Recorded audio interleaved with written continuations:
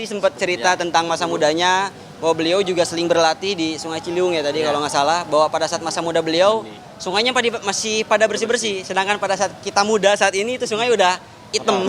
Beliau juga mengapresiasi apa yang sudah kami lakukan gitu, terhadap semua langkah kecil yang sudah kami lakukan. Jadi harapannya mungkin ini bisa jadi motivasi tambahan untuk kami untuk terus bisa mengabdi pada negara ataupun republik ini, terutama di bidang persampahan. Permintaan khusus dari Bapak Presiden terus berjalan, komitmen itu yang nomor satu tentunya. Beliau juga menyampaikan bahwasanya agar kita tidak lelah dengan apapun yang terjadi di depan nantinya, seperti itu. Gilang. Asal dari mana Gilang? Bandung, Pak. Bandung. Kamu? Bisa Bapak. Iksan. Dari mana? Bandung juga. Oh, ini Bandung semua. Rifki dari mana? Dari Bandung juga. Semuanya anak Bandung. Sama dari Bandung. Sama namanya? Agung. Ini Saya ini Pak.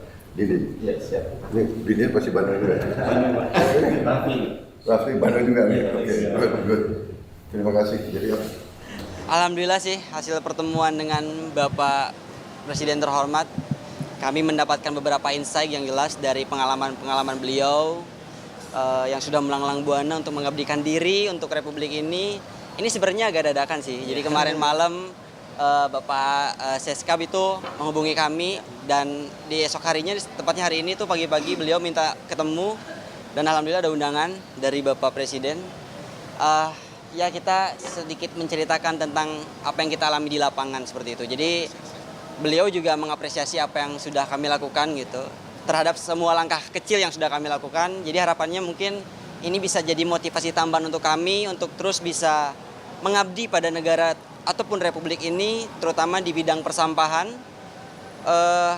Harapannya dengan adanya undangan ini itu bisa menjadi contoh ataupun pengingat untuk seluruh pemuda yang ada di Indonesia agar bisa lebih aware, agar bisa lebih lagi peduli terhadap lingkungan, karena lingkungan juga yang memberikan kita kehidupan gitu.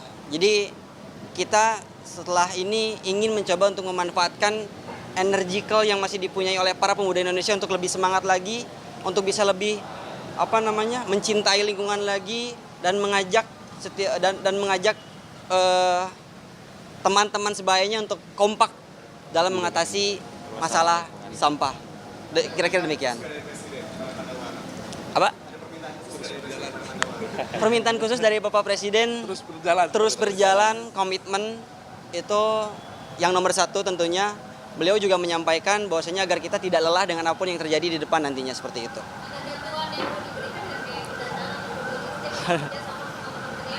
Waduh, kalau itu belum sejauh itu kami kira, dan harapannya sih kita yang terpenting adalah kesadarannya itu loh. Jadi antara memang swasta, individu ataupun government itu bisa bersinergi untuk menyelesaikan masalah ini, karena masalah lingkungan di Indonesia itu sudah cukup kompleks. Jadi tidak mungkin gerakan ini dilakukan kalau tidak masif dan intensif seperti itu.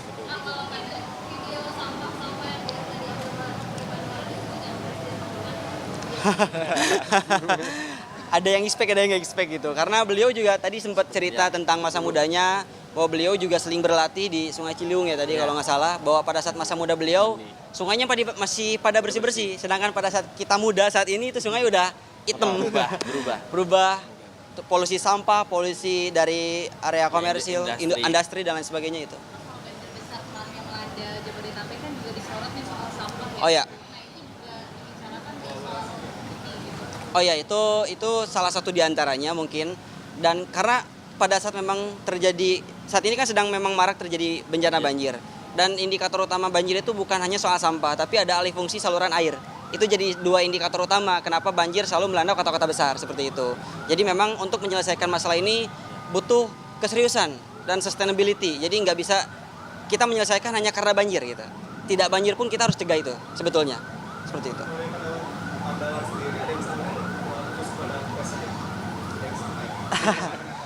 Ya, kita meminta dukungan untuk di setiap event ataupun program yang kita jalankan. Itu sih, gitu.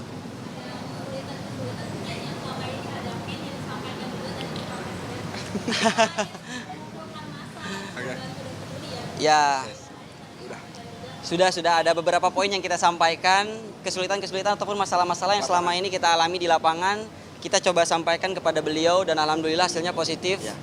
Dan mungkin nanti ada beberapa hal yang bisa jadi lebih membantu kita pada saat di lapangan. Mungkin kita tidak bisa sebutkan. Ya mungkin itu salah satu diantaranya, itu yang paling basic, masalah perizinan. Karena setiap sampah yang kita angkut dari sungai itu kuantitinya banyak. Jadi kita harus kirim dengan surat izin, seperti itu. Itu sih. Insya Allah itu bakal ada, tapi let's see aja lah. Nanti pokoknya gerakan itu memang kita dedicate for this country lah. Maksudnya kita bener-bener mau all out dan totalitas untuk masalah persampahan Indonesia, itu aja sih. Sebuah gerakan, insya Allah. Kejutan berarti. Ya itu mungkin bisa dilihat aja nanti. Ya mungkin jadi ada satu activity dengan skala yang masif yang memang bertujuan untuk mengatasi permasalahan sampah dari hulu ke hilir. Itu aja sih garis besarnya. Seluruh Indonesia. Pengennya masif kalau kita gitu. Apalagi beliau pastilah gitu. Karena ini sudah menjadi isu nasional. Gitu. Itu sih. Kira-kira.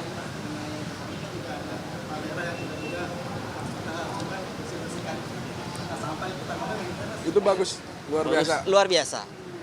Kita selalu apresiasi individu manapun yang mereka benar-benar mempunyai niat ataupun keinginan untuk bisa menjaga lingkungan, mencintai lingkungan. Gitu.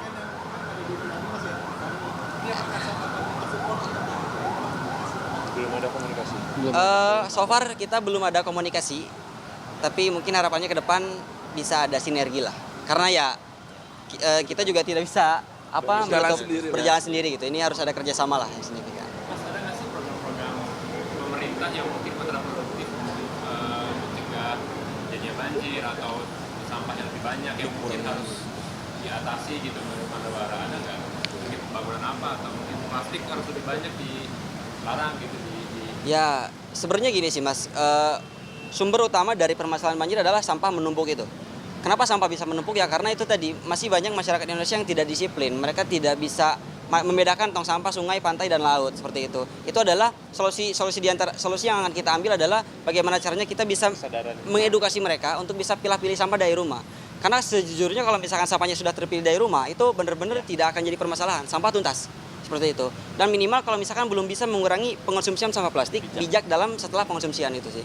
Karena kalau untuk mengurangi pengonsumsian sampah plastik dalam waktu yang dekat, kita rasa itu mustahil. Kita realistis saja, plastik juga udah menjadi bahan utama lah dari berbagai macam komponen yang dibutuhkan oleh umat manusia pada saat ini gitu. Jadi untuk mengurangi plastik itu butuh waktu sebetulnya Mas, seperti itu. Tuh sih. Semoga menjawab. Oke. Kebetulan aku dari tadi emang diamanahkan oleh teman-teman untuk berbicara gitu. Aku sendiri Gilang. Nama saya Agung. Aku Rafli. Aku sendiri Rifki. Aku Isan. Seperti itu. Sekian. Mungkin cukup. Terima kasih. Masih kakak-kakak.